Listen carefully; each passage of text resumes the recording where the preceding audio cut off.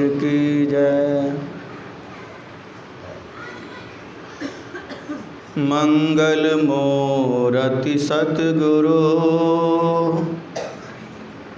मिलवैं सर्वाधार। मंगलमय मंगल करना बिनबों बारंबार। जयति जयति श्री सतगुरु जोड़ी पाण युग पद धरा। चूक सिराक्षा कीजिए बार बार विनती करो। चूक सिराक्षा कीजिए बार बार विनती करो। सतत स्मरणीय परमाराध्य श्री सद्गुरु महाराज के चरणों में कोटिशः नमन। उपस्थित गुरुजन, सत्संग प्रेमी सदात्माओं, सबों को मेरा बारंबार नमन। आज का यह सत्संग गुरु पूर्णिमा महोत्सव के शुभ अवसर पर सत्संग में सभी कोई सम्मिलित हैं, सत्संग में उपस्थित हैं।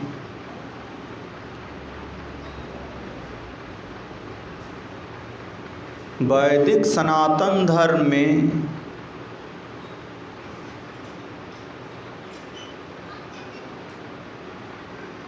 आषाढ़ पूर्णिमा को गुरु पूर्णिमा के दिन अपने गुरु की पूजा करते हैं। जो भी वैदिक सनातन धर्म के मानने वाले हैं, दुनिया के किसी कोना में वो रहते हैं। राम के मानने वाले हैं, कृष्ण के मानने वाले हैं, दुर्गा को मानने वाले हैं। वो वैदिक सनातन धर्म में जो भी हैं उस दिन अपने गुरु की पूजा करते हैं। गुरु पूर्णिमा आषाढ़ पूर्णिमा के दिन को कहा जाता है। और आषाढ़ पूर्णिमा के दिन ही वेदव्यास जी महाराज का जन्म हुआ था।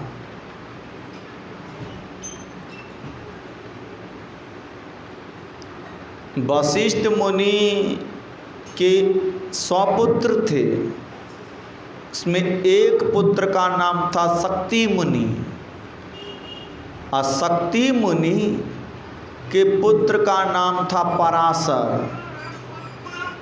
अब पराशर के ही द्वारा वेदव्यास जी महाराज और मत्स्यगंधा निषाद राज की पुत्री मत्स्यगंधा से वेदव्यास जी महाराज का जन्म हुआ।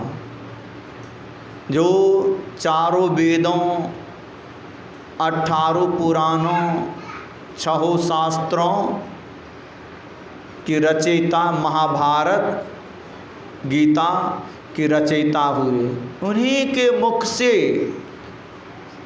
18 पुराण निकले हैं, चारों वेद निकले हैं, 6 शास्त्र निकले हैं, महाभारत सभी। और जो वेदों को पढ़ेंगे, जो पुराणों को पढ़ेंगे, जो महाभारत को पढ़ेंगे, इसी के अंदर में सभी ज्ञान आ जाते हैं। चाहे वो लौकिक ज्ञान हो, व्यवहारिक ज्ञान हो, या आध्यात्मिक ज्ञान हो, इसी के अंदर में सब आ जाते हैं। वेदव्यास जी महाराज जो बोल करके चले गए हैं, अब जैसे वर्तमान में जो संत होते हैं, महात्मा होते हैं, अपनी भाषा में उनकी शैली अलग होती है, उनकी भाषा अलग होती है, लेकिन वही बात वो कहते हैं। चाहे वो कबीर साहब कहें कि गुरु नानक साहब कहें कि और संत कहें। इसीलिए वेदव्यास जी महाराज सबसे पहले हुए और उनके जन्मदिन को ही गुरु पूर्णिमा के नाम से मनाते हैं। जन्मदिन मनाते हैं, जन्मदिन है वेदव्यास जी महाराज का, लेकिन अपने गुरु की पूजा उसमें करते हैं। जिनको जो गुरु मिले हैं, जैसा गुरु मिले हैं, उसको जो भी अन्न दे, वस्त्र दे, फूल चढ़ावे या कुछ द्रव्य दे या माँ चरण स्पर्श करे, जहाँ जैसी विधि है, गुरु पूर्णिमा के दिन अपने गुरु की पूजा करते हैं। जीवन में गुरु की अत्यंत आवश्यकता है। मानव जीवन में गुरु की अत्यंत आवश्यकता है, चाहे वो संसारिक गुरु हों या आध्यात्मिक गुरु हैं। संसार में कोई भी काम आप बिना सीखे नहीं कर सकते हैं। बिना सीखे कोई भी काम नहीं कर सकते हैं। चाहे बोलने के लिए भी आपको सीखना पड़ेगा। सीखने कोई सिखावे नहीं, लेकिन कोई बोल रहा है और वो सुन रहे हैं, तो क्या हुआ? ये सीखना ही हुआ। कोई काम कर रहा है, आपको नहीं भी सिखा रहा है, लेकिन आप गौर से उसको देख रहे हैं, आपकी बुद्धि तीक्ष्ण है, पकड़ शक्ति बढ़िया है, तो बिना सिखाए आप कर सकते हैं। लेकिन बिना सिखाए नहीं हुआ, वो कर रहा है, उसके सामने आप देखें तो यह ज्ञान लेना ही, उसके कला को आप गौर से देख रहे हैं, उससे ज्ञान आप ले रहे हैं। लेकिन बिना सीखे कोई कुछ नहीं कर सकता है। और सीखने के लिए गुरु की अत्यंत आवश्यकता है, वो संसारिक हो या पारमार्थिक हो। हम आप बोलने के लिए सीखे हैं ना, कोनो चीज़ बोलने के लिए सीखे हैं। सबसे ज़्यादा नज़दीक आप रहते हैं माँ के पास। माँ के पास रहते हैं, उसके बाद पिता के पास रहते हैं और औरों के पास रहते हैं, लेकिन सभी से कुछ न कुछ आप सीखे हैं। कबीर साहब ने माता को भी गुरु का दर्जा दिए हैं, पिता को भी गुरु का दर्जा दिए हैं। प्रथम गुरु है माता पिता, प्रथम गुरु है माता पिता। रज बीरज की सोई दाता। प्रथम गुरु मेरे माता पिता हैं। माता के रज और पिता के बीर से मेरा शरीर बना है। रज बीरज की सोई दाता।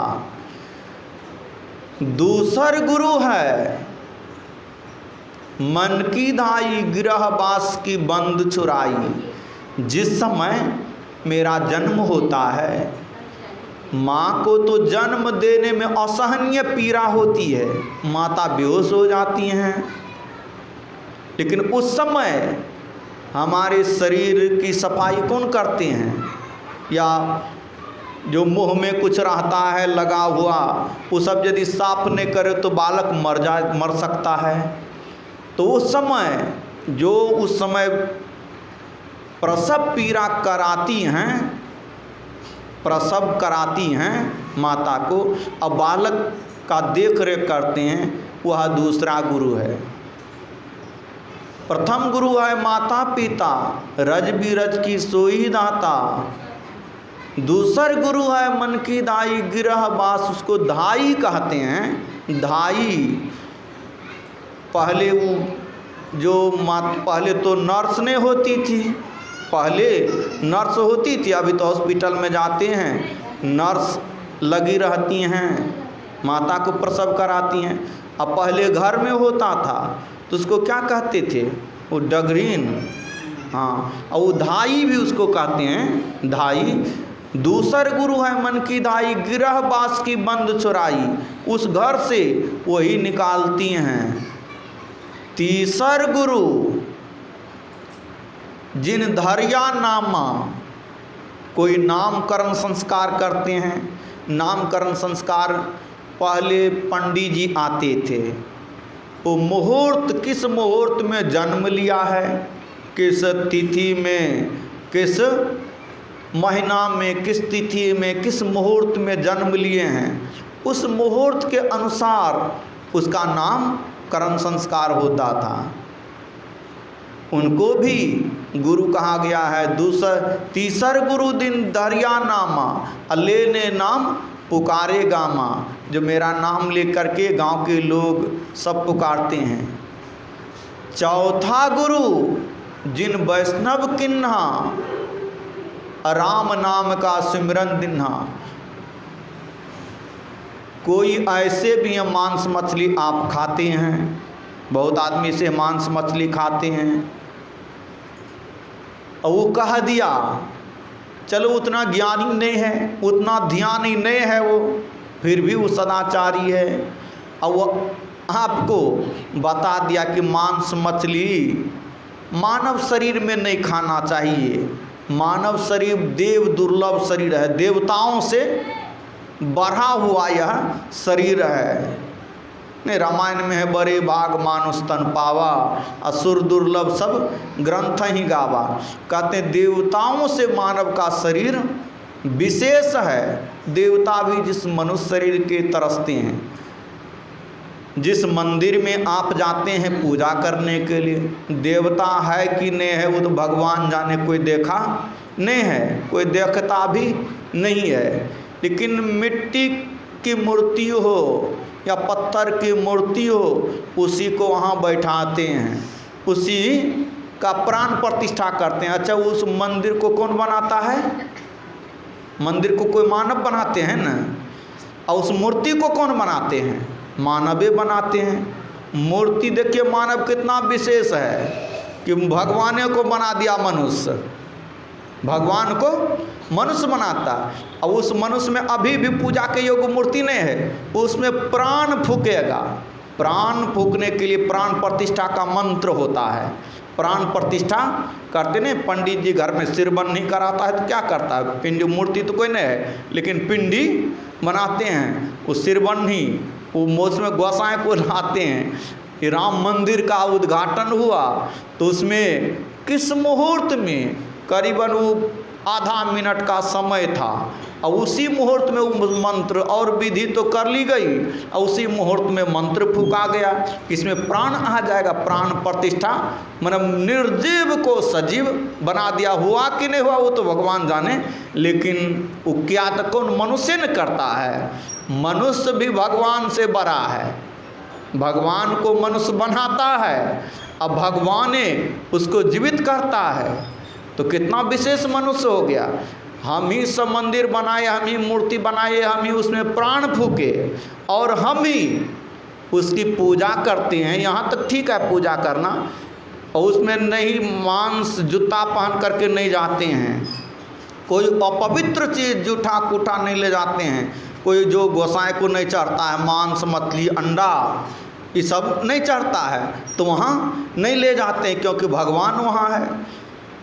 इस मनुष्य शरीर को कौन बनाता है?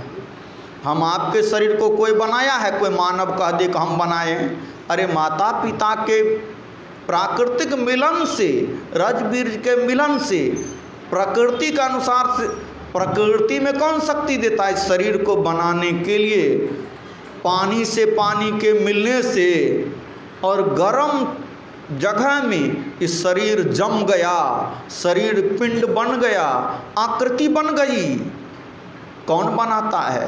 वो परमात्मा ही बनाते हैं। इस शरीर को परमात्मा बनाया है। इस शरीर परमात्मा कहीं बाहर भी नहीं, इसी शरीर के अंदर में। इसमें कोई मांस डालता है, कोई मछली डालता है, कोई अंडा डालता है, कोई शराब डालता है, कोई बीड़ी सिगरेट गांजा भांग का धुआं डालता है, कोई गुटखा डालता है, तो अपना अपराध स्वयं वो करता है, किसी का अपराध वो नहीं करता है।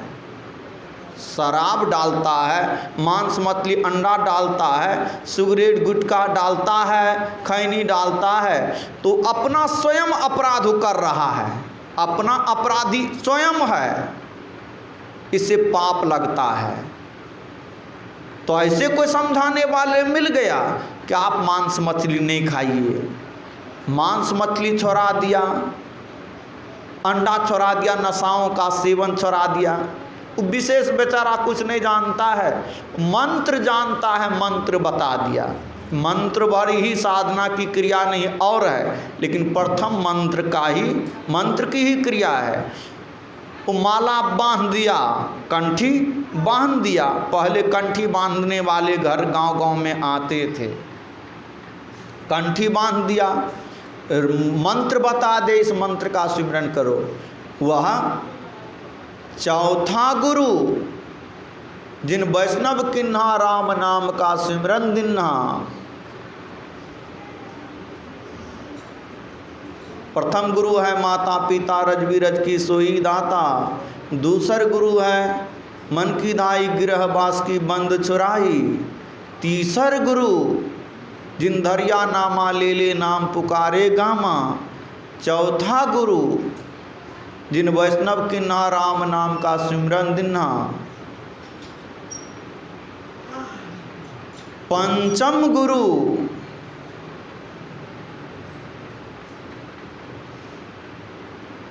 छठा गुरु, एक मैं भूल रहा हूँ बीच में, पद्य पता नहीं कभी काल बोलने के लिए मौका मिलता है। तो छठा गुरु भरमगर तोरा दुविधा मेटी एक से जोरा। सातम गुरु जिन सत शब्द लखाया। सत शब्द जो सार शब्द का पहचान करा देता है। सत्य शब्द, सत्य मन जिसका विनाश नहीं होता वो परमात्मा है।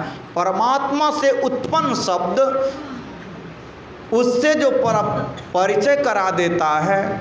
स्थूल सूक्ष्म कारण महाकारण चारों जड़ मंडलों से ऊपर वह चैतन मंडल का शब्द है, वह चैतन्य शब्द है। उससे जो परिचय करा देता है। कबीर सात गुरु संसार में सेवक सब संसार। सतगुरु सोई बंदिए जो भवजल उतारे पार। सभी गुरु की मर्यादा है, महिमा है, लेकिन गुरु जीवन में जरूरी है। गुरु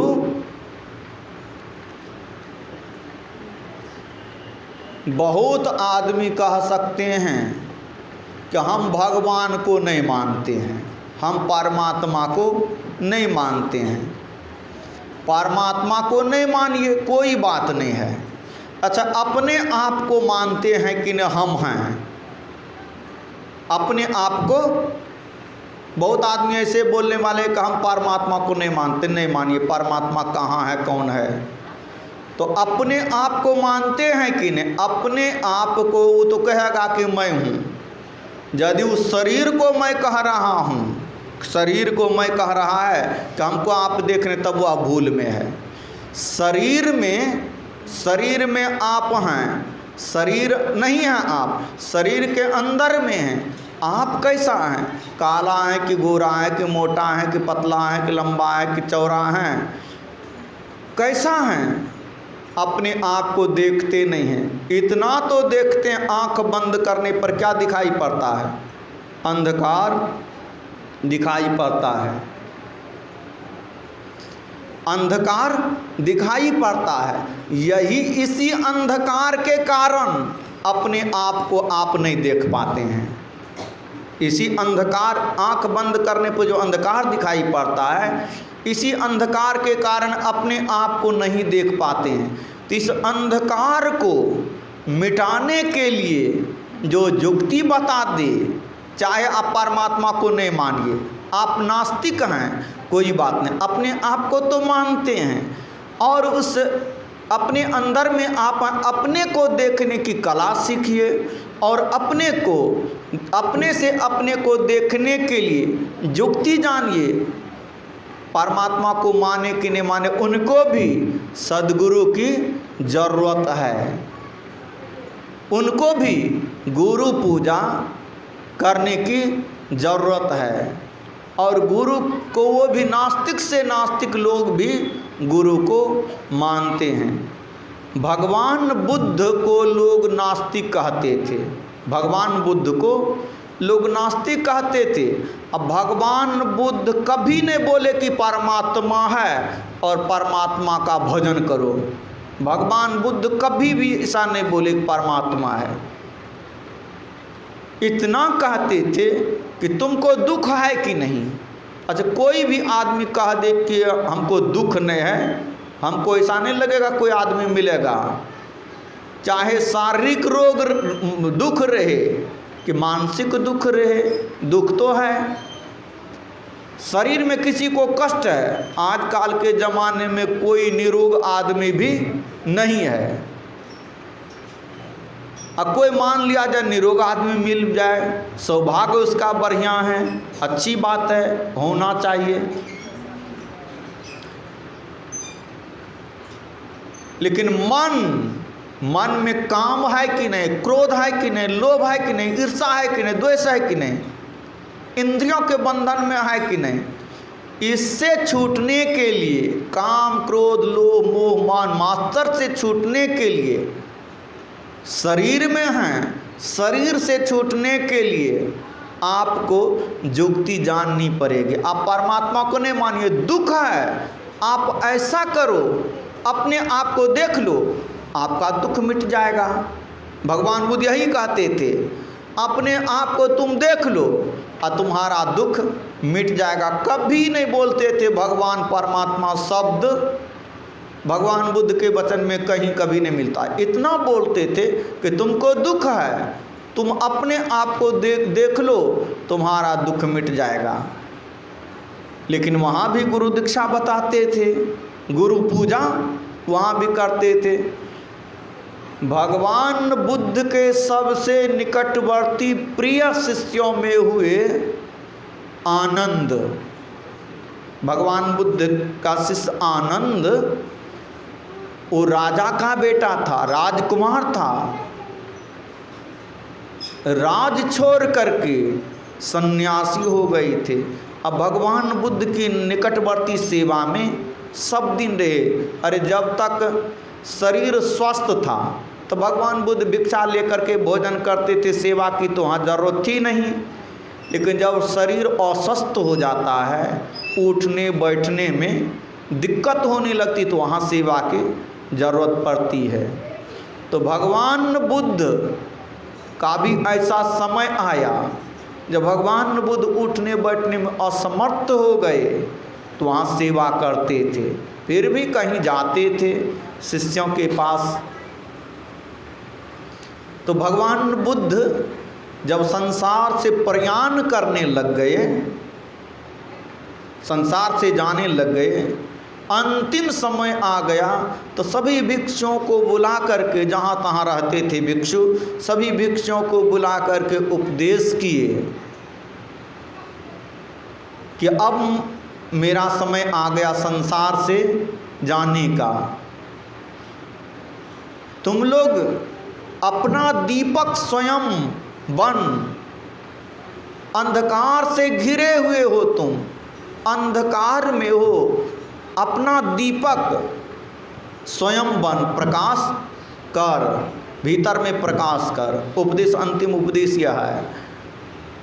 तो भगवान बुद्ध जब जाने लगे तो आनंद रोने लगे। तो आनंद रोने लगे तो भगवान बुद्ध कहते हैं, क्यों रोते हो? बोले, भंते आप तो चले जा रहे हो संसार से, अब मेरा क्या हो गया होगा, मैं अंधकार में ही हूँ। तो यह उपदेश दिए थे कि अपना दीपक आप बन, अंधकार से निकलने के लिए कोशिश आप कर। लेकिन आनंद रोने लगे तो भगवान बुद्ध बोले कि आनंद, तुमने जो हमारी सेवा की है यह व्यर्थ नहीं जाएगा। अब जो तू ध्यान करेगा तो बहुत जल्द तुमको सफलता मिल जाएगी। भगवान बुद्ध बोले, बहुत जल्द वो सेवा जो क्या है यह व्यर्थ नहीं जाएगा। अभी तक तुमको कुछ नहीं हुआ, लेकिन अब तुम करोगे तो बहुत जल्द हो जाएगा। ये क्या है? गुरु कृपा है। गुरु कृपा, और गुरु कृपा मिलती है सेवा करने से, समर्पण करने से, केवल चरण दबाने मात्र से नहीं। मतलब उनकी आज्ञा में रह करके जो जैसा कह दिया, जब कह दिया, जैसा कह दिया वैसा करते हैं तो गुरु कृपा होती है और अंधकार मिट जाता है। गुरु कृपा से अंधकार मिटता है। धनी धर्मदास जी महाराज का नाम सुने होंगे, धर्मदास का भजन भी गाते होंगे। धर्मदास का एक पद है, सत्संग योग में एक ही पद है धर्मदास जी महाराज का, साहब चितवो हमरी ओर। प्रार्थना है, पद में प्रार्थना कर रहे हैं, साहब सदगुरु से कर रहे हैं, साहब चितवो हमरी ओर। हम चितवै तुम चितवो नहीं। हम तो आपका ध्यान करना चाहते हैं लेकिन आप हमारी तरफ नहीं देखते हैं, हमारा चिंतन आप नहीं करते हैं। साहब चितवो हमरी ओर, हम चितवै तुम चितवो नहीं। तुम्हारो हृदय कठोर, आपका हृदय कठोर है क्योंकि हमको हमारे लिए कुछ नहीं कर रहे हैं, ऐसा कर रहे हैं भक्त का भाव। औरन को तो और भरोसो, हमें भरोसो तोर, साहब चितवो हमरी ओर। हे सतगुरु, हे साहब, हे मालिक, हे परमात्मा, औरन को तो और भरोसो, किसी को धन पर भरोसा है, किसी को पद पर भरोसा है, किसी को पत्नी पर भरोसा है, किसी को पुत्र पर भरोसा है, किसी को अपने नौकरी पर भरोसा है, लेकिन भरोसा है धन पर, पद पर, प्रतिष्ठा पर, स्वास्थ्य सुंदरता पर, संसार के लोगों पर भरोसा, लेकिन हमें तो एक ही भरोसा आप हो। औरन को तो और भरोसो, हमें भरोसो तोर। सुख मन सेज बिछाऊं गगन में, नित उठी करो निहोर। धर्मदास बिनमय कर जोरी, साहिब कबीर बंदी छोर। सुख मन सेज बिछाऊं गगन में, सुख मन सेज, सेज बिछावन, जहाँ बिछाते हैं, बिछावन पलंग तोशक तकिया और उस पर सोते हैं, तो यहाँ पर सुखमणि सेज मन, सुखमणि कहते हैं सुषमना को, वहीं पर अपना ठहराव, अपना बिछावन में कर। सुखमणि सेज, सुखमणि सेज क्या है? वो बिंदु को कहते हैं। सुखमणि सेज, सेज पर जैसे जाते हैं तो आराम से लेट जाते हैं, सो जाते हैं। अंधकार के बीच में सुखमना में जब तक बिंदु नहीं मिलेगा तब तक ठहरने का या बैठने की जगह नहीं मिलता है। सुखमणि सेज बिछाऊं गगन में, नित उठी करो निहोर। साहेब कबीर धर्मदास बिनवय कर जोरी, धर्मदास कर जोर करके विनय करते हैं। साहेब कबीर बंदी छोर, बंदी छोर कहते हैं जो बंधन से मुक्त कर देते हैं, जो बंधन से, जन्म मरण के बंधन से मुक्त करने की क्षमता रखते हैं, स्वयं छुटे हुए हैं, और छुड़ाने का जिसमें शक्ति है उसको कहते हैं बंदी छोर। साहिब धर्मदास बिनवय कर जोरी, साहिब कबीर बंदी छोर। उनका जीवन चरित्र है। धर्मदास जी बहुत धनी आदमी थे, सेठ जी थे, बहुत पैसा वाला थे, बहुत धन वाले थे, लेकिन अपने आप को बहुत धर्मात्मा समझते थे वो। उनके जीवन चरित्र में मैं पढ़ा है कि बहुत धर्मात्मा समझते थे, किसी को कुछ नहीं बिगाड़ते थे, किसी को कुछ नहीं बिगाड़ते थे। नौकर नौकरानियों की कमी नहीं है, दास दासियों की कमी नहीं है, फिर भी वह अपने से भोजन बना करके करते थे। स्वपाकी थे, पत्नी भोजन बनाती थी तो ऐसे ने लकड़ी को धो लेते थे, पहले धूप में सुखा लेते थे, और फिर वो लकड़ी पत्नी भोजन बनाती थी, रोटी बना रही तो धर्मदास अपने से आंच लगाते थे। बड़ी पवित्रता से रहते थे, अपने आप को समझते थे कि मैं जीवन में कोई पाप हमसे नहीं हो और नहीं होगा, अपने को बहुत पवित्र समझते थे। लेकिन संसार में कोई ऐसा आदमी नहीं है कि पाप आपसे नहीं होगा। आपको पता नहीं है, चल रहे कितनी चींटियां मर रही हैं, कोई ठिकाना नहीं है। जाने अनजाने में बहुत पाप हो जाता है, लेकिन मन में समझते हैं। बहुत आदमी बोलने वाले होते हैं कि हम कोनो सत्संगी से कम हैं, हम तो सत्संगियों से बढ़िया हैं, हम न झूठ बोलते हैं, न हम चोरी करते हैं, न हम कोनो पाप करते हैं। बहुत आदमी है तंबाकू लटा रहा है और कोनो हम सत्संगी से कम हैं, हम कोनो पाप करते हैं। तंबाकू खाना क्या है, कौन पुण्य काम है,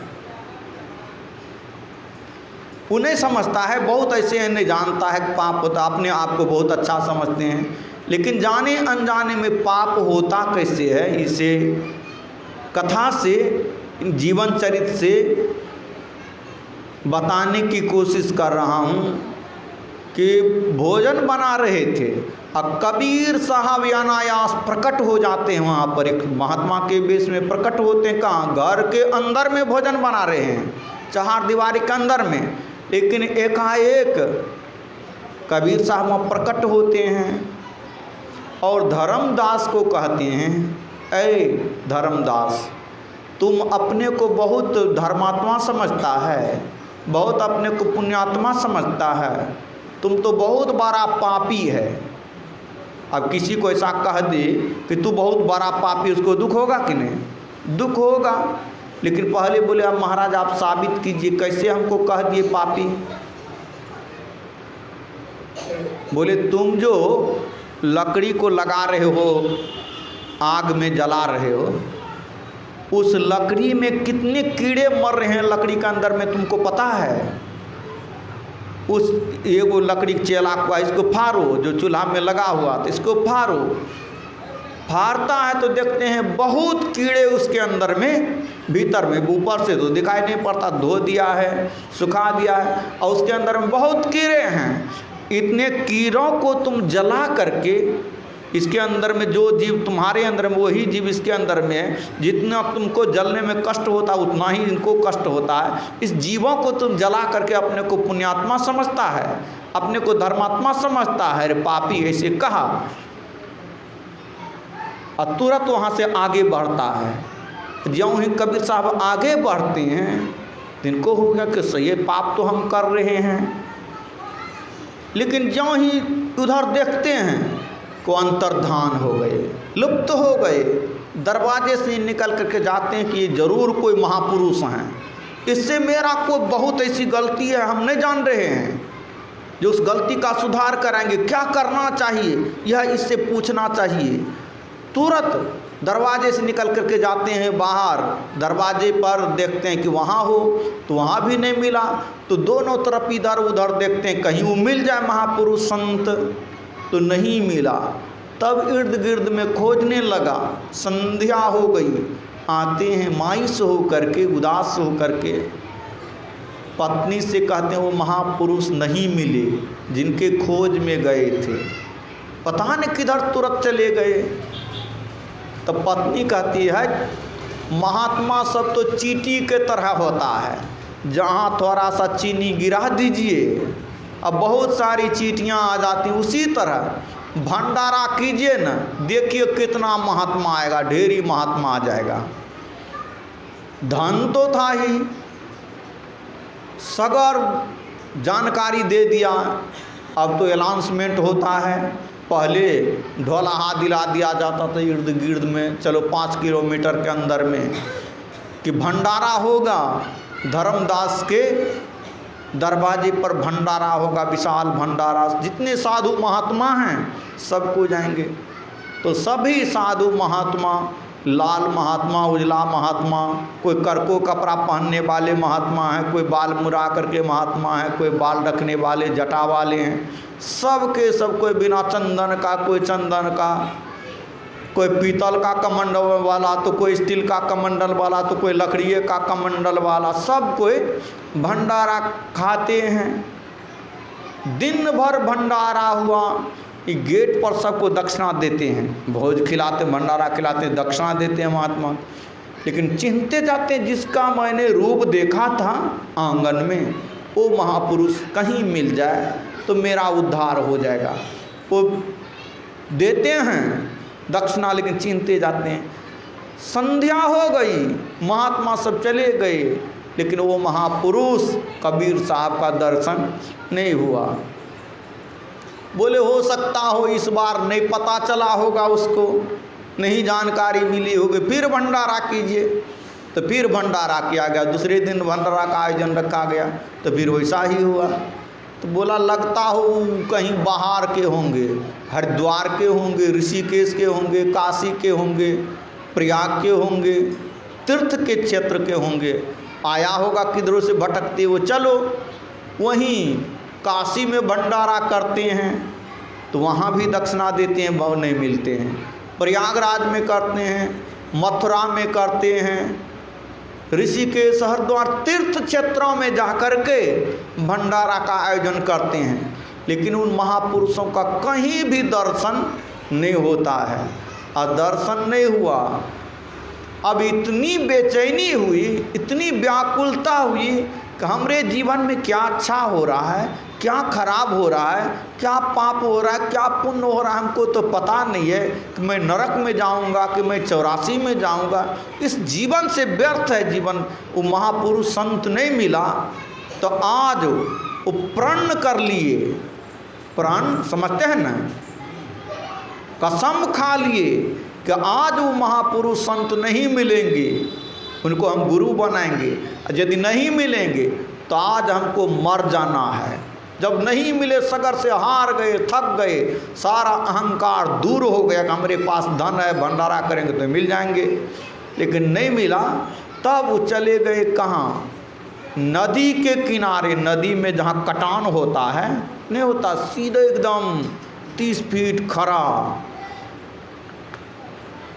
वहीं से रात्रि में, दिन में तो हो सके किसी की नज़र पड़ जाएगी तो हमको बचा लेंगे, रात्रि में अंधकार में जाते हैं, चुपचाप किसी को नहीं बताते हैं, और वो कछार से जहाँ कटान है वहीं से छलांग लगा देते हैं कि डूब करके मर जाएंगे।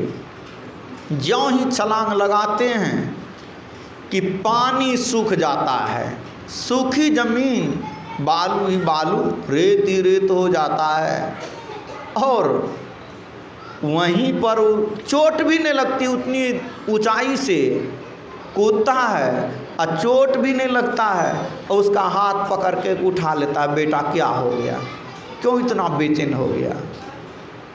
मिल गए वो संत महापुरुष तो कहते हैं कि आप नहीं मिल रहे थे, इसीलिए हम जान गंवाने के लिए जा रहे थे, मरने के लिए जा रहे थे।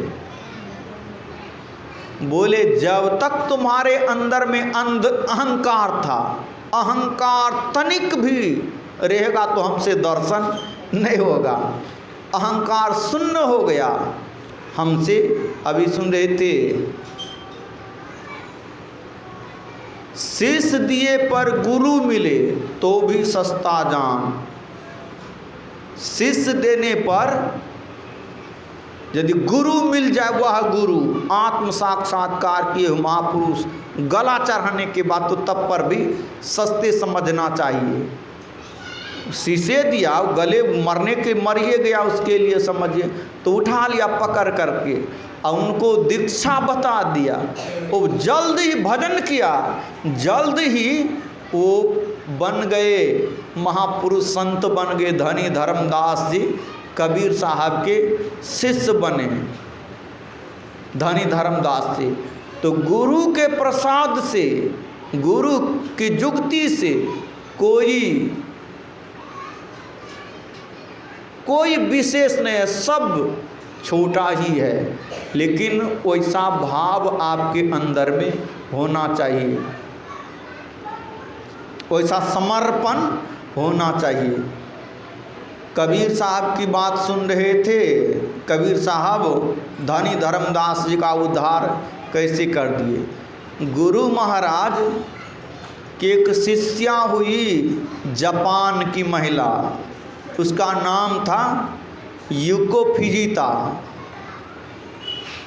वो फिल्म बनाती थी, एक्ट्रेस थी, नाच करती थी। फिल्म इंडस्ट्रीज में काम करती थी। वो एक दिन उस स्वप्न में देखती क्या है कि समुद्र के बीच में मैं हूँ, वहाँ एक मंदिर है, वहाँ एक संत से, साधु से बालदारी है, भगवा वस्त्र पहना हुआ है, हाथ में छड़ी है, उनसे दर्शन होता है और वो हमको भजन करने की कला बता देते हैं। जो भजन भेद की कला हम लोगों को मिली है ना, वही भजन भेद की कला सही में हूबहू उनको बता दिए थे वही। अब स्वप्न की बात तो लोग सत्य मानते नहीं हैं। जितना पहले काम करती थी वो फिल्म इंडस्ट्रीज में, और जो उस दिन काम करने के लिए गई तो और काम करने में उसको अच्छा लगा, आसान लगा। लेकिन जो स्वप्न में देखी थी भजन भेद की कला और जीवन सार्थक कैसे होता है, सफल कैसे होता है, ये सब ज्ञान उसके अंदर में उभरने लगा, तो उस काम से उसको वैराग्य हो गया। वो रिजाइन लिख देगा, हम आज से काम नहीं करेंगे। अब वो मिलेंगे कहाँ? तो सभी देशों का जो लोग होते हैं, रंग अलग होता है, रूप अलग होता है, पहनावा और रवा अलग होता है, नहीं होता है। तो भारत के जो रहने वाले हैं, तो भारत देश के रहने वाले का लिबास अलग है, रूप अलग है। तो उनको लगा कि भारतीय संत हैं, साधु हैं, तो भारत में मिलेंगे। तो भारत में आई, लेकिन नाम तो पता नहीं है, अब पतो नहीं है वो कहाँ रहते हैं, नाम क्या है ये भी जानकारी नहीं है, और वो रहते कहाँ इसकी जानकारी नहीं है। वो आती हैं भारत में, हरिद्वार में आती हैं, हरिद्वार में घूमती हैं, बहुत हजारों साधु से मिलती हैं, लेकिन गुरु महाराज से भेंट नहीं होती है। जैसे काशी प्रयाग भी जाती हैं, मथुरा वृंदावन भी जाती हैं, पटना आती हैं। मुंगेर में स्वामी सत्यानंद जी महाराज के अंतर्राष्ट्रीय वो महात्मा हुए हैं। अपने मुंगेर में एक सत्यानंद स्वामी हुए हैं, योगा कराते थे। अंतर्राष्ट्रीय महात्मा, पूरी दुनिया में बहुत अंग्रेज शिष्य अभी भी वहाँ रहते हैं। उनके यहाँ भी गई, लेकिन उनसे जिनको जैसा देखे तो स्वप्न में नहीं हुआ। तब किसी वकील सत्संगी के साथ में कुप्पा घाट आश्रम आई, और ज्यों ही कुप्पा घाट आश्रम आती हैं और गुरु महाराज की तस्वीर को देखती हैं, और गुरु महाराज की तस्वीर को देखती हैं, एकदम उछल गई खुशी में, यही महापुरुष हैं, यही महापुरुष। लेकिन संजोग के साथ तक गुरु महाराज वहाँ नहीं थे। 3 दिन के बाद गुरु महाराज फिर पता किए कि गुरु महाराज कहाँ हैं, तो वहाँ गई। फिर गुरु महाराज के साथ में कुप्पा घाट आश्रम आती हैं और गुरु महाराज से बातचीत होती है। तो गुरु महाराज बोले कि तुमको तो दीक्षा बताइए दिए हैं, वहीं भजन करती, लेकिन स्वप्न में बताए तो सही, लेकिन स्वप्न में बताए थे दीक्षा। तो फिर से दीक्षा बताते हैं गुरु महाराज। गुरु महाराज उसको स्नान कराते हैं, फूल माला जो विधि है, फूल माला प्रसाद लेकर के और उसको दीक्षा बता देते हैं। और दीक्षा के समय माला पहना कर कहते हैं ध्यान कीजिए थोड़ी देर। जो दीक्षा लिए होंगे जानते हैं कि थोड़ी देर ध्यान कीजिए। और ध्यान करने के लिए जो बैठाते हैं गुरु अपने सानिध्य में, अपने संरक्षण में बैठाते हैं, तो कहते हैं गुरु कृपा से वो जो ध्यान थोड़ी देर ध्यान करते हैं, यही बीज है, यही संस्कार है, भक्ति का बीज, यही भक्ति का संस्कार। वो कहते हैं कि इको फिजिता इतनी देर बैठी रह गई कि वो लगा कि समाधि में चली गई। 3.5 घंटा तक बैठी रही और समाधि में चली गई। और समाधि में जाने के बाद फिर उतरती हैं और कुछ भीतर में उसको दृश्य को देखते हैं, कुछ दृश्यों को देखते हैं और कागज़ में चित्र बना करके यहाँ यह दृश्य मिला, यहाँ यह दृश्य मिला, यहाँ यह दृश्य मिला। तो गुरु महाराज बोले कि ठीक ही, जो देखी हो, जो सुनी हो, बिल्कुल ठीक है, इसको करते रहना। और उनका नामकरण भारतीय नाम रखे थे ब्रह्म कुमारी, उनका नाम गुरु महाराज रखे थे, इन्हें ब्रह्म विद्या उसका नाम रखे थे। और अब उनका शरीर छूट गया हाल ही में, ब्रह्म विद्या उनका नाम रखे थे। तो कबीर साहब के सानिध्य में व्याकुलता हुई तो धर्मदास जी महाराज का उद्धार हो गया। और गुरु महाराज को स्वप्न में देख करके गुरु महाराज के लिए ब्रह्म विद्या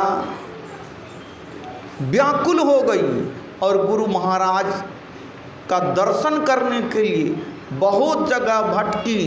और फिर गुरु महाराज से भेंट भी हो गई और गुरु महाराज से भेंट होने के बाद दीक्षा लेकर के भजन की। वो बहुत जल्दी गुरु महाराज की कृपा से उनका अंतः प्रकाश भी मिल गया, गुरु कृपा। तो यहाँ कहना था कि देखिए, कृपा तो मिलती है, गुरु महाराज की वाणी में कृपा, संत महात्मा समदर्शी होते हैं, सबों पर समान कृपा होती है, लेकिन कृपा पात्र आप कितना हैं, उस कृपा के लिए आप कितना व्याकुल हैं, कितना बेचैन हैं, कितना आप सुपात्र हैं। गुरु से मिलने के लिए गुरु की आज्ञा के पालन में कितनी व्याकुलता है, कितनी बेचैनी है। गुरु से मांग क्या है? यदि धन, पुत्र, कलत्र मांगते हैं, पद प्रतिष्ठा मांगते हैं, धन दौलत पुत्र कलत पद प्रतिष्ठा मांगते हैं, स्वास्थ्य सुंदरता मांगते हैं, तब तो वो सुपात्र नहीं हुए। गुरु से मांगिए गुरु कृपा कि मेरा जो अंधकार है यह फट जाए, प्रकाश मिल जाए, इंद्रिय के घेरे से हम निकल जाएं, हम स्थूल सूक्ष्म कारण महाकारण चारों जड़ शरीरों के घेरे से निकल जाएं, छहों विकारों के घेरे से निकल जाएं, तीनों गुणों के घेरे से निकल जाएं, पांचों तत्वों के घेरे से निकल जाएं। या इसी के लिए गुरु से मांग करते हैं। जो कुछ करते हैं गुरु आज्ञा में रह करके करते हैं। और गुरु के दर्शन के लिए हमेशा आप व्याकुल हैं, बेचैन हैं। संसार भी आपका मिलेगा, इसी बात में संसार भी मिलेगा और अंतः प्रकाश भी मिलेगा, अंतः शब्द भी मिलेगा। जन्म मरण के चक्कर से, जन्म मरण के घेरे से आप छूट जाएंगे।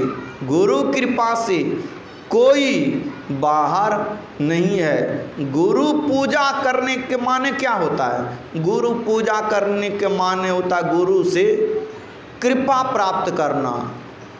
गुरु पूजा, अरे कमाएंगे तो धन होगा कि नहीं? कमाने से धन होता है, धन कमाएंगे तो धन होगा ही। लेकिन सच्चे मन से गुरु की फूल चढ़ाते हैं, फूल के माध्यम से प्रसाद चढ़ाते हैं, प्रसाद के माध्यम से आप उससे कृपा मांगते हैं। लेकिन इससे विशेष क्या है कि उनकी आज्ञा का यदि आपसे उल्लंघन होता है तो आप कृपा पात्र नहीं हैं। उनकी आज्ञा का उल्लंघन नहीं कीजिए। जीवन में हमसे कोई ऐसा काम नहीं हो जाए जो गुरु आज्ञा का विरुद्ध हो, गुरु आज्ञा का उल्लंघन हो। इसलिए गुरु आज्ञा में रह करके समर्पण जैसा होगा उसी के अनुसार कृपा होगी। समर्पण,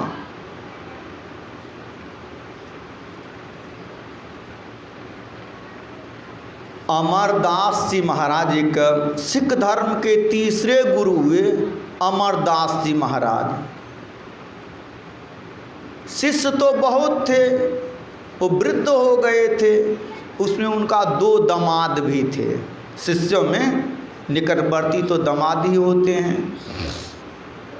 तो दामाद तो छोटा दामाद तो थे भोले भाले गुरु भक्त, गुरु की सेवा में बिल्कुल तल्लीन रहने वाले, और गुरु बहुत प्रसन्न उनके ऊपर रहते थे। गुरु जी अमरदास जी महाराज प्रसन्न रहते थे। अब 12 तो बड़े हैं, वो पहले से हैं, लेकिन वो गुरु आज्ञा को उतना नहीं वैल्यू देते थे, उतना मान्य नहीं देते। अपने को समझते थे गुरु गद्दी का अधिकारी तो हम ही हैं। उनको कोई बेटा नहीं था, बेटी थी, तो दमादे ने गुरु गद्दी का अधिकारी होगा। बहुत शिष्य थे, लेकिन जब अंत समय हुआ तो ऐसा बोल भी देते थे किनको आप गुरु गद्दी का अधिकारी बनाएंगे। तो एक दिन घूमते हुए आते हैं, सभी शिष्यों से कहते हैं देखो जी, यहाँ पर सत्संग करना, एक फील्ड है, मैदान, यहाँ पर सत्संग करना है, एक चबूतरा बनाओ। चबूतरा, चबूतरा बनाते हैं, और चबूतरा जब बन करके तैयार होता है तो कहते हैं चबूतरा ठीक, रूख ठीक नहीं है। रूख जिस मुँह होकर के सत्संग करेंगे वो रूख अच्छा नहीं है, इसको तोड़ दो, चलो ही उधर बनाओ। तो उधर वो कुछ शिष्य तो कहा इतना अच्छा चबूतरा बनाए, बना करके नींव पोत करके तैयार किए, और सांझ में आए कहते हैं तोड़ो। कितना धूप है, कितनी कड़ी धूप होती है, इसमें जल गए। कहते ना ये काम नहीं कर, आधा तो उसी दिन छोड़ दिया, फिर आधा बचा।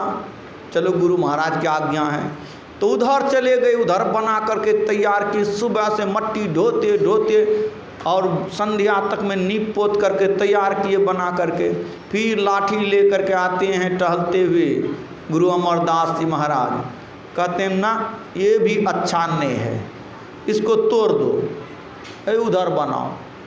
अब यही करता है, दिन भर बनाता है। उस दिन तो आधा भाग गया, तो 2 दामाद बच गया। फिर बड़का तो तीसरे दिन भाग गया। चौथे दिन अकेले छोटका दामाद, बड़ा समर्पित गुरु भक्त, उनको कोई लेना देना संसार से नहीं, उनका नाम था रामदास, और उनको जेठा भी नाम था। वो अकेले कुदाली चला रहे हैं धूप में, और डलिया में मिट्टी भर करके जमा कर रहे हैं, चबूतरा बना रहे हैं। गुरु अमरदास जी महाराज आते हैं, अरे जेठा तुम अकेले और कहाँ चला गया? बोले सब भाग गए गुरुदेव। बोले तुम नहीं भागा? सब वो यही न भाग गए कि पागल है, गुरु महाराज है कि पागल है, ये दिन भर मट्टी ढो करके बनाते हैं, शाम में कहते हैं तोड़ो। ये पागल के फेर में रह करके क्या होगा? दिन भर बनाते हैं, शाम में तोड़ो, और सब भाग गया। वो बड़का दामादों का पागल हो गए हैं, तो 2 दामाद, बड़का तो कह दिया पागल हैं, वो भाग गया। और छोटका बनाता रहा, तो बोला कि तुम्हारी परीक्षा थी, तुम परीक्षा में पास हो गए। अब पास हो गए, अब चलो इस गुरु गद्दी का, ये गुरु गद्दी क्या, ये तो बाहरी चीज़ है। अरे तू उस गुरु गद्दी का, भीतर में गुरु कृपा का पात्र है। तुम उनको माथे पर हाथ देते हैं, उसका अंतः अंधकार टूट जाता है, प्रकाश हो जाता है। उसके अंदर में गुरु कृपा, गुरु आज्ञा में जैसा कह दें, दिन को दिन कह दें कि रातें कह दें। गुरु महाराज के सानिध्य में जो बाबा लोग रहते थे, अभी भी 2-3 महात्मा हैं सानिध्य में रहने वाले, उनसे पूछिए न। खास करके गुरु सेवी भगीरथ बाबा हैं, संत सेवी जी महाराज 24 घंटा कभी अलग नहीं होते थे।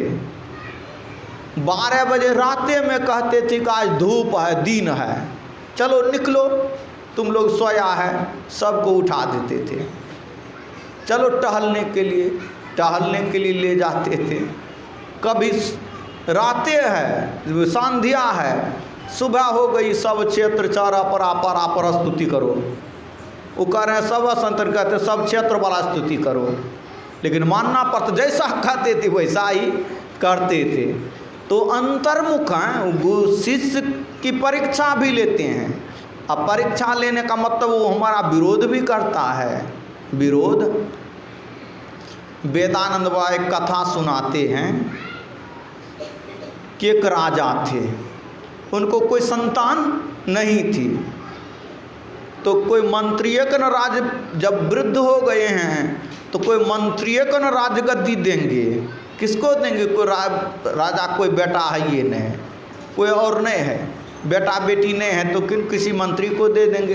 तो सबको होता था कि हम ही को राज गद्दी, राज टीका मिलेगा। कोई पूछियो देते थे किनको राजा बनाइएगा, बोले समय आएगा तो देखा जाएगा, अभी हैं ना हम।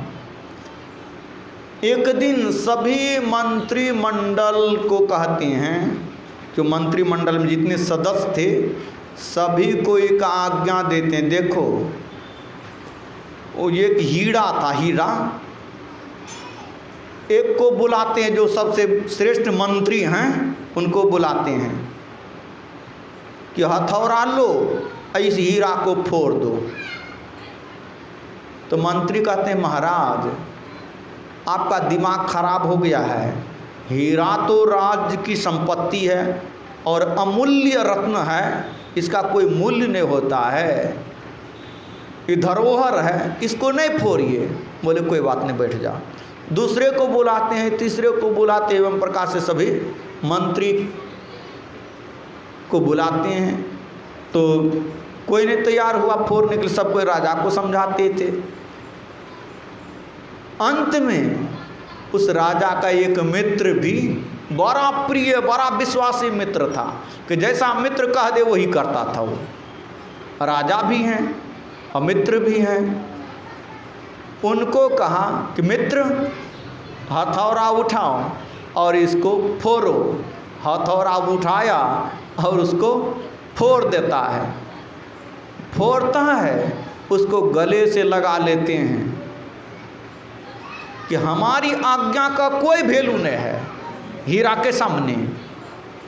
और बोले जो हमारी आज्ञा का वैल्यू नहीं दिया तो समझो योग्य नहीं है, अयोग्य नहीं है, राज चलाने के योग्य नहीं है, और उसी को राज टीका कर देते हैं। यहाँ है कि गुरु आज्ञा का पालन करना। तो खास करके गुरु आज्ञा ऐसा नहीं है ना है कि घर छोड़ करके कहे तुम सन्यासी बन जाओ। कोई कहते हैं, कोई भी नहीं कहते हैं कि घर छोड़ करके सन्यासी बन जाओ। घर में रहो, गृहस्थी का कार्य करो। गृहस्थी का कार्य मन बाल बच्चों का भरण पोषण करना, पत्नी का भरण पोषण करना। अब भरण पोषण करने के लिए कमाई करनी पड़ेगी कि नहीं? अब कमाई करने के लिए यही आज्ञा क्या है? कमाई करने में चोरी नहीं करो, बेईमानी नहीं करो, अपनी योग्यता के अनुसार ईमानदारी से कमाई। कोई कलम चलाता है, कलम कोर्ट कचहरी में क्या कलमें चलाता है? रजिस्ट्रार खाली दस्तखत करता है, मुंशी लेखनी का काम करता है। और कोई ऐसनो है कि जो 500 में काम होगा और कहेगा 5000 दीजिए, तो बेईमानी कर रहा है कि नहीं? कि ईमानदारी की कमाई कर रहा है। याद रख लीजिए, कोई बेईमानी की कमाई से कितनों धन तो बना लीजिएगा, लेकिन जो धन से सुख मिलना चाहिए, जो शांति मिलनी चाहिए, वह सुख शांति नहीं मिल सकती है। मैं बराबर सुनाता हूँ कि भीष्म पितामह बाल ब्रह्मचारी थे, भगवान के भक्त भी थे, तपस्वी थे, ज्ञानी थे। जब द्रौपदी का चीरहरण होने लगा तो द्रौपदी उसकी तरफ भी देखती हैं, लेकिन वो अपना सिर नीचे कर लेती हैं। सिर नीचे करते हुए कुछ नहीं बोले, चीरहरण होने दिया। भगवान की कृपा से उनकी लाज बच गई। जब वही भीष्म पितामह अर्जुन के तीर से शरीर उसका छलनी हो गया, वो जिस तरह कोई खटिया पर नहीं सोता है उसी तरह नीचे गिर गए, तीरे पर उटंगा हुआ है, सोया हुआ है, सरसैया उसको कहते हैं। उस समय कौरव पक्ष के सभी आदमी हैं, पांडव पक्ष के सभी आदमी हैं। उसमें ज्ञान, ध्यान, वैराग, भक्ति का उपदेश करते हैं। वो द्रौपदी हंसने लगती हैं और कहती हैं, वो हंसने लगती हैं तो भीष्म पितामह कहते हैं, बेटी तुम हंसती हो, मेरी बात में कोई गलती बोल रहा हूँ? बोले नहीं दादाजी, आप गलती नहीं बोल रहे हैं, सब ज्ञान की बात बोल रहे हैं, शास्त्रसम्मत बातें बोल रहे हैं, बिल्कुल ठीक बोल रहे हैं। लेकिन हंसी क्यों? बोले हंसी इसीलिए कि जिस समय मेरी सारी खींची जा रही थी दुष्ट दुशासन के द्वारा, तो किसी अबला स्त्री का इज्जत लूटना किसी पुरुष के सामने और एक बार नहीं बोलना, ये कौन ज्ञान है? यह ज्ञान उस समय कहाँ चला गया था?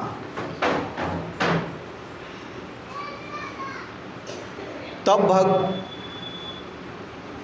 भीष्म पितामह कहते हैं, बेटी देखो, दुष्ट दुशासन का मैंने दुष्ट दुर्योधन का मैंने अन्न खाया था, वह दूषित अन्न खाने के चलते मेरा मन दूषित हो गया था। अब मन दूषित होने के कारण यह ज्ञान लोप हो गया था, ये ज्ञान लोप हो गया था, इसीलिए वह ज्ञान नहीं निकल रहा था। वह अर्जुन के तीर के लगने से सब संपूर्ण शरीर का दूषित खून निकल गया। अब मेरा मन पवित्र हो गया, मेरी बुद्धि पवित्र है, उसी से यह ज्ञान निःसृत हो रहा है। तो मेरे कहने का मतलब है कि भीष्म पितामह बाल ब्रह्मचारी हैं, परमात्मा के भक्त हैं, उनका मन दूषित हो सकता है, तो हम आप जो दूषित अन्न खाएंगे, बेईमानी किया हुआ, चोरी किया हुआ, लूट किया हुआ, तो उससे जो बाल बच्चा होगा वो तो सेवा करेगा खूब।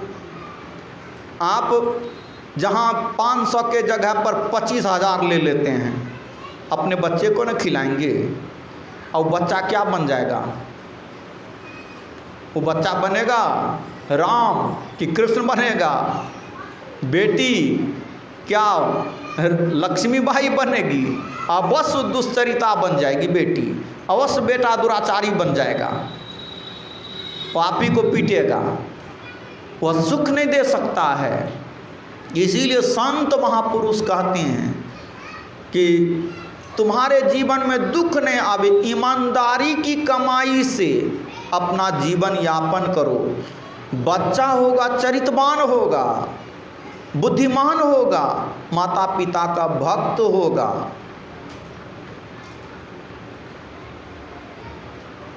भजन करोगे, पाप से बच करके रहोगे तो भजन करोगे, गुरु कृपा का पात्र बनोगे, गुरु कृपा का पात्र बनोगे, गुरु कृपा होगी, भजन करोगे, तुम्हारा उद्धार होगा।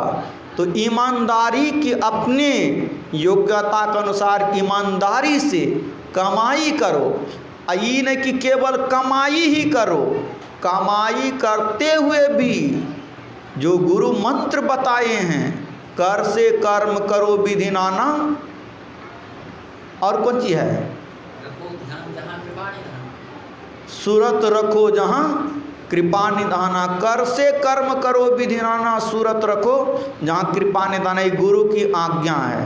काम भी करो, हाथ से काम करो, अब मन हमेशा भगवान में लगा करके रखो, सावधान रहो, सावधान रह करके संसार में रहो और भगवान का भजन ही करते रहो, और बैठ करके भी भजन करो। गुरु कृपा का पात्र बनोगे, इहलोक दोनों परलोक दोनों मंगल में हो जाएगा। बहुत गुरु महाराज के समय में बहुत भक्त ऐसे हुए हैं कि जो गरीब हैं, कचिया चलाते हैं, खुरपी चलाते हैं, हल चलाते हैं, कुदाली चलाते हैं, और बहुत आदमी पहले तो ये ये मोटर गाड़ी नहीं चलती थी पहले, लोग बैलगाड़ी चलाते थे, घोड़ा चलाते थे। देहात में हम देखे हैं, हमारा गाँव तो बिल्कुल, हमारा जन्मभूमि तो बिल्कुल निपट देहात, कोई साधन नहीं, तो घोड़ा रखते थे, दुकानदार घोड़ा रखते थे। एक भक्त ऐसा थे, गुरु महाराज के भक्त बनिया थे, वो शक्कर लाते थे, शक्कर लाने के लिए जाते थे, कोसों दूर जाना पड़ता था। सुबह उठते थे, स्तुति तो कर लेते थे, बैठ करके ध्यान करने थोड़ा कर पाते थे, और जब वो चलते थे तो बस गुरु प्रदत्त मंत्र का मन ही मन जप करते हुए जा रहे हैं, घोर वो हंक रहे हैं, और मन ही मन गुरु प्रदत्त मंत्र का जप करते जाते हैं। अब मान 3 घंटा का रास्ता है, 3 घंटा तो गुरु प्रदत्त मंत्र का जप करेगा, जप करते हुए पहुंच जाते हैं। फिर कुछ भोजन कर लेते हैं जो साथ में लाते हैं, फिर सामान खरीदते हैं, घोड़ा पर लादते हैं, और फिर वापस चलते हैं। 3 घंटा तो गुरु प्रदत्त मंत्र का जप करते हुए चलेंगे, ये भजन करते हुए उसका भजन बन रहा है। ऐसे व्यक्ति थोड़ा काल भी बैठ करके ध्यान करता है तो उसका ध्यान, उसका चित्त, उसका मन अंतर्मुख हो जाता है। जिसका मन गुरुमुख है, मैंने गुरु आज्ञा में रहता है, गुरु प्रदत्त मंत्र का जप करता है, तो गुरुमुख है, तो अंतर में उसका गुरु कृपा होता है, उसका मन सिमटता है, उसकी दृष्टि सिमटती है, उसका अंधकार फट जाता है, स्थूल मंडल से वह ऊपर उठ जाता है, तो काम करता है तो संसारो चकाचक होगा न। ईमानदारी की कमाई से वो काम कमाता है तो उसका परिवारों तो बढ़िया होगा, बाल बच्चा बढ़िया होगा, समाज भी बढ़िया होगा, समाज में प्रतिष्ठा भी होगी, और अंतर में भजन करते हैं तो अंतर में भी उसका कल्याण होता है। तो गुरु आज्ञा में रह करके भजन करना है, व्यक्त कीजिए, आश्रम के अनुसार, अपने वर्ण के अनुसार पालन कीजिए, और बैठ करके भी भजन कीजिए, और चलते फिरते भी भजन कीजिए। और जो अपनी योग्यता का, जो खेती करता है तो खेती के अनुसार, जो व्यापार करता है तो व्यापार के अनुसार, जो जिस लायक हैं, लेकिन यही कि गुरु आज्ञा में रह करके भजन कीजिए तो गुरु कृपा का पात्र होंगे। और यही गुरु से मांग हो, यही मांग हो कि हम इस जन्म मरण के घेरे से ऐसी कृपा करो कि अंधकार के मंडल, अंधकार के घेरे से, प्रकाश के घेरे से, शब्द के घेरे से, स्थूल सूक्ष्म कारण महाकारण के घेरे से हम निकल जाएं, हम जन्म मरण के चक्कर के घेरे से निकल जाएं। यही मांग हो, इसके अलावे और कुछ मांग नहीं हो। अब मांग वो भी पूरी होगी, इसी बात में। एक सूफी संत हुए हजरत निजामुद्दीन, दिल्ली में उनकी समाधि है। हजरत निजामुद्दीन सूफी संत, और उन्हीं के एक शिष्य हुए अमीर खुसरो, वो हीरा के व्यापारी थे, हीरा के व्यापारी थे, और हजरत निजामुद्दीन के वो शिष्य थे।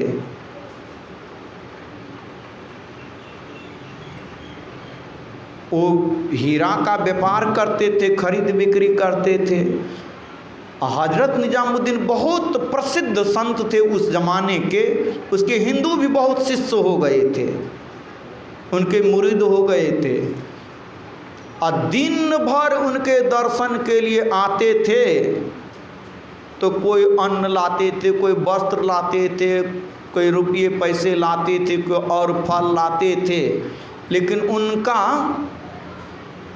एक काम रोज का क्या था कि जो चढ़ावा जिस तरह आया, कोई आया और जो कोई किसी को नहीं है चलो उसको दे दो, अपने पास कुछ भी नहीं रखते थे। वो दिन भर चढ़ावा आता जाता था, संध्या तक में सब बांट देते थे।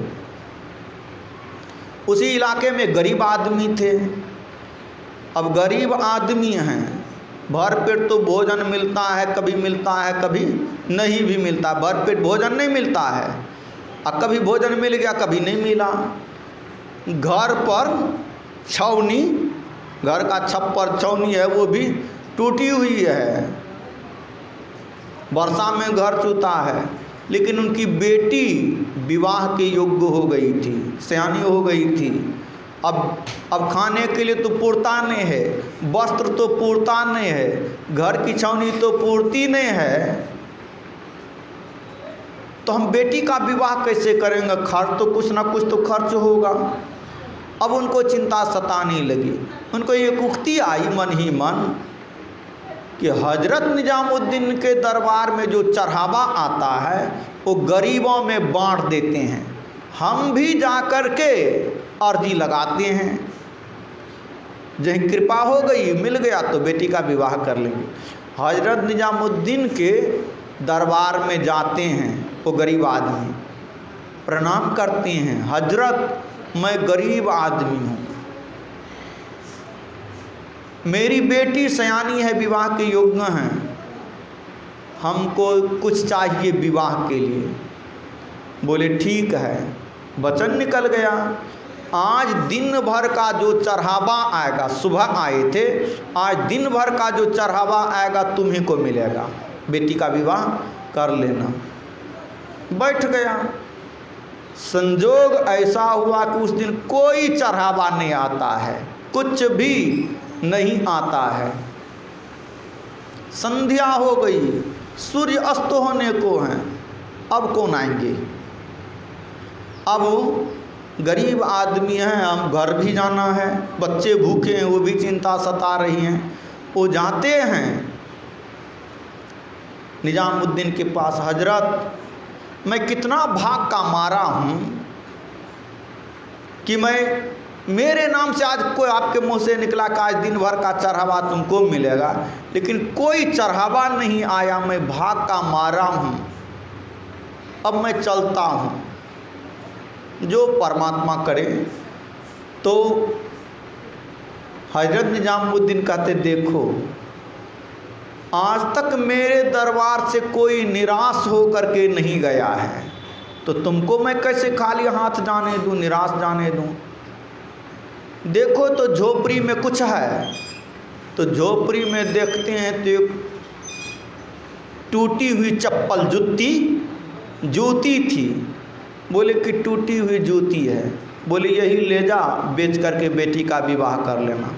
अब टूटल का चप्पल कोई मंगनी में भी लेगा, लेकिन गुरु आज्ञा है, गुरु आज्ञा का पालन किया, गमछा में बांधता है, लेकिन मन में होता है कि टूटल का चप्पल मंगनियों में कोई नहीं लेगा, अभी बेचेंगे किससे हम? वो जा रहे हैं, चिंता में है। और उधर से वही अमीर खुसरू जो हीरा का व्यापारी है, हजरत निजामुद्दीन का शिष्य है, उधर से आ रहा है। 7 घोड़ों पर वो हीरा लोड था, लाल लोड था, और वो आ रहा है।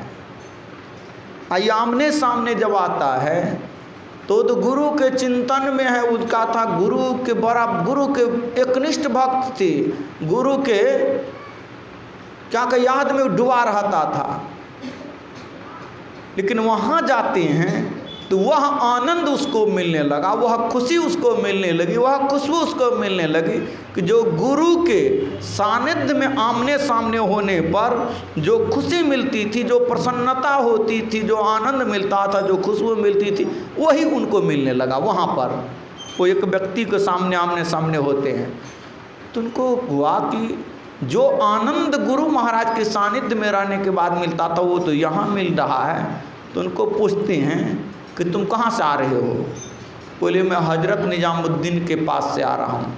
बोले हजरत ने कुछ दिया भी है? बोले हाँ, ये जो गमछा में बांधा हुआ है ये जूती है, मैं गरीब हूँ, भाग का मारा हूँ, वो हजरत ने यही टूटी जूती दी है कि बेच करके बेटी का विवाह कर लेना। सुनाए जो दिन भर में जो घटना घटी थी सुनाते हैं। बोले ऐसा करो, अभी जो मेरे पास जितनी संपत्ति है इस संपत्ति को तुम ले लो और ये जूती हमको दे दो। जितनी संपत्ति थे सब घोड़ा पर लौटता, सब जा बेच करके बेटी का विवाह कर लेना, घर बना लेना, सुख से रहना। लेकिन जूती हमको दे दो।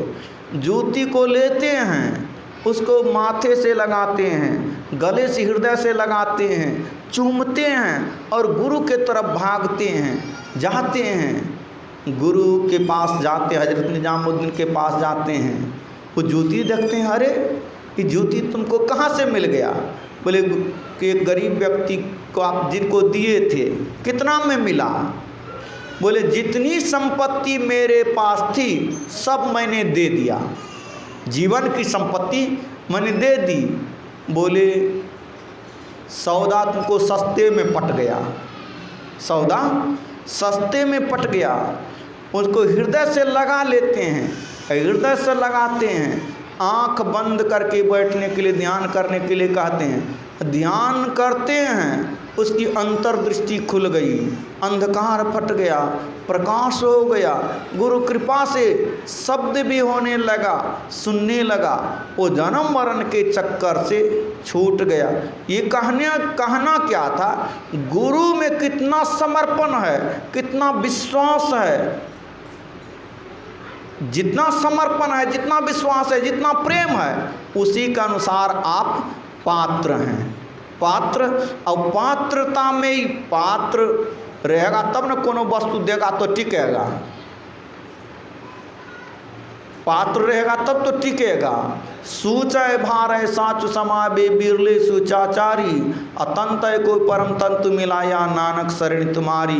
गुरु महाराज की वाणी में है, जो निज घट रस चाहो तो अपने को पांच पाप से हरदम खूब बचाहो। है एक झूठ नशा है दूसरा, तीसर नारी पर के हो, चौथी चोरी पंचम हिंसा, दिल से इन्हें अलगाहो। अजौ में ही सहज इनसे बचन चाहो, तो गुरु पद टहल कमाओ। जो निज घट रस चाहो तो अपने को पांच पाप से हरदम खूब बचाहो। इन्हीं वाणी के साथ अपनी वाणी में विराम देता हूँ। और आप लोगों के लिए गुरु पूर्णिमा के अवसर पर गुरु आप लोगों के लिए मंगल कामना करता हूँ कि आप लोगों का जीवन मंगलमय हो, आपकी भक्ति बढ़े, आपका स्वास्थ्य बढ़िया हो, आपका जीवन बढ़िया हो। इन्हीं वाणी के साथ अपनी वाणी